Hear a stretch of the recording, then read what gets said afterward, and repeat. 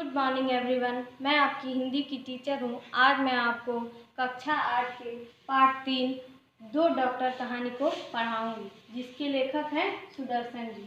इसमें कवि कहते हैं कि हम ईश्वर की आराधना करने के लिए अनेक पूजा पाठ करते हैं, व्रत रखते हैं, तीर्थ यात्रा करते हैं, लेकिन हमारे जीवन में एक ऐसा समय आता है जब किसी को हमारी मदद की आवश्यकता पड़ती है और हम उसकी मदद नहीं करते हैं और ईश्वर की भक्ति में लीन रहते हैं और एक नाटकीय जीवन जीते रहते हैं।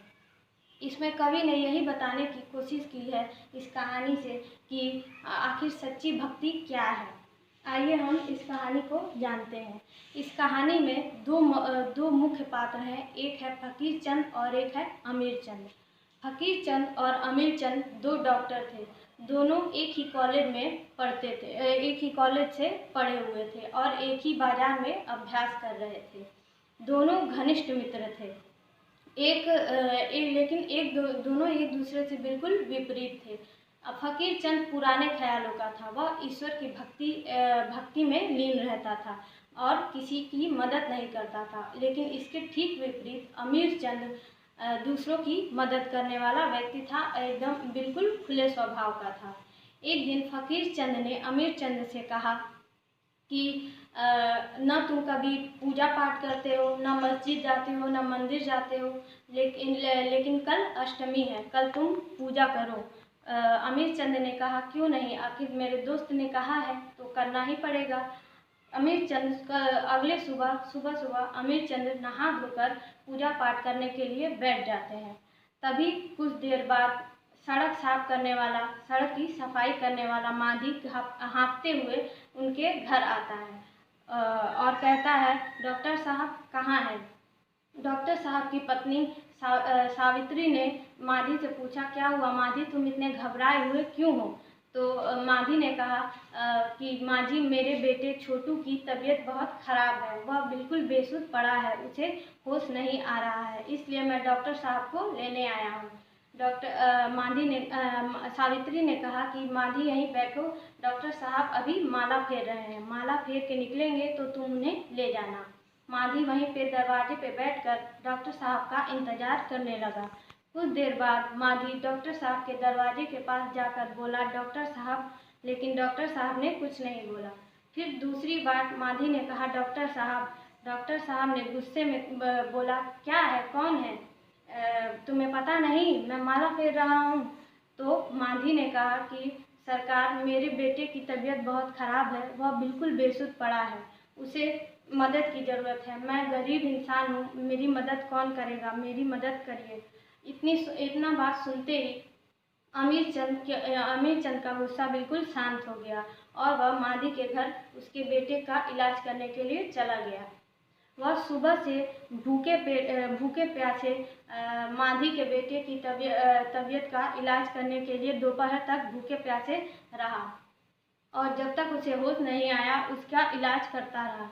जब माधी के बेटे को होश आया तो अमीर चंद काफ़ी प्रसन्न एवं सुखी नजर आ रहा था, क्योंकि इस बार उन्होंने एक गरीब के बेटे की मदद बिना किसी पैसे के की थी, इसीलिए उसे काफ़ी प्रसन्नता थी। अगले दिन जब अमीर चंद अपने अस्पताल गया, तब फकीर चंद ने उसे कहा कि आज तो काफ़ी देर हो गई है, क्या तुम अभी तक माला फेर रहे थे?